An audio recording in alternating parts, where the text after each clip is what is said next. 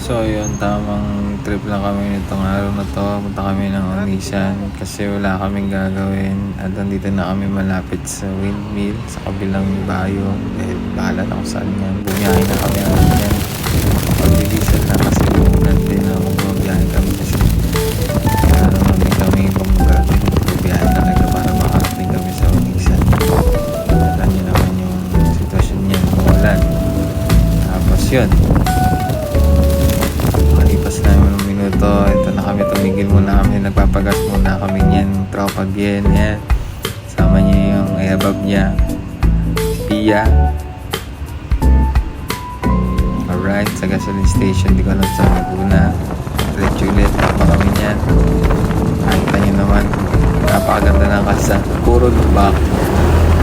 Wala ka naman sa lubakan, pero puro lubak. Ay, sarap ba? Tapos yun, biyahe lang. Yan na.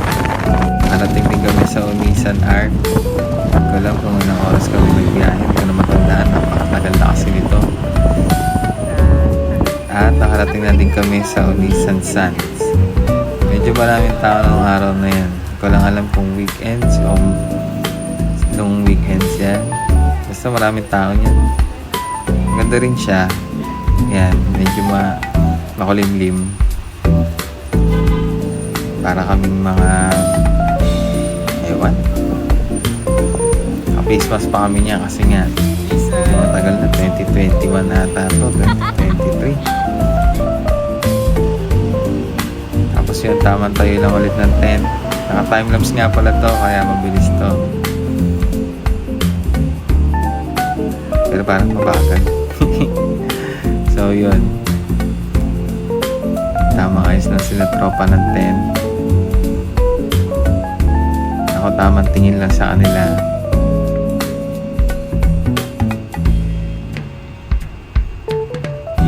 Joke lang, tumutulong ako niyan para sa tent namin. Medyo mababa nga pala tubig dyan. Saka yun, tumigil na yung ulan, konting araw. Ayan, si Mrs. Kita-kita niyo naman yung dagat. Napakababaw. Yung iba doon sa likod namin, no? Parang mga ewan lang. Maganda naman siya, mabato nga lang.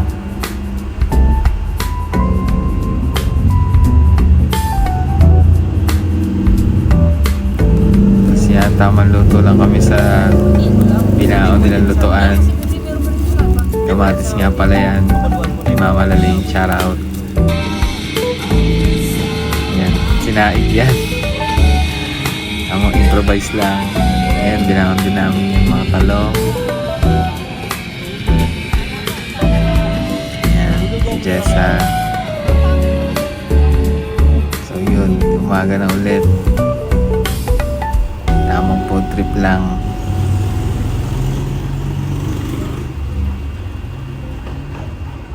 Ano ba ibang gagawin dyan kundi yan? Kumain, tumingin sa dagat. Pero magandang puntahan. Magandang long rides.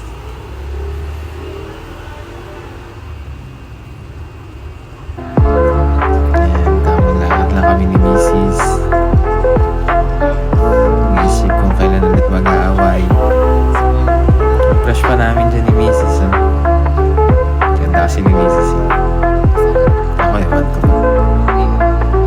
So yan, ang dami din nagteten dyan. Yan o, nandun pa si si Bulma. Kulay pink yung buhok.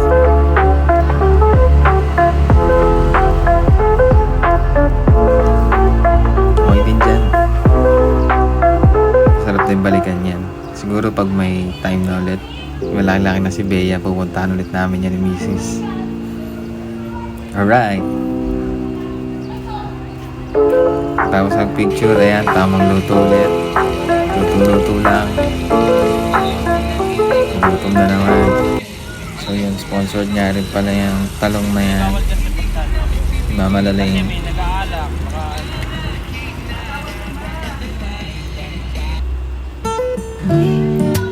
Tawag timple lang ng kape at Milo.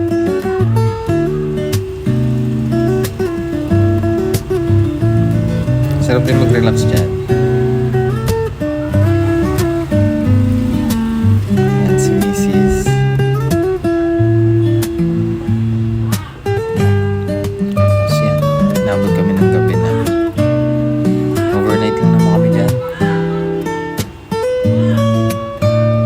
Gabi mababa talaga tubig. Solid. Biyahe na ulit kami yan. Kinabukasan, ayan na nga. Diba? Tamang ano lang, no? Kasang ulan yan nun eh. Pero pagdating niya sa part na yan, wala nang ulan yan.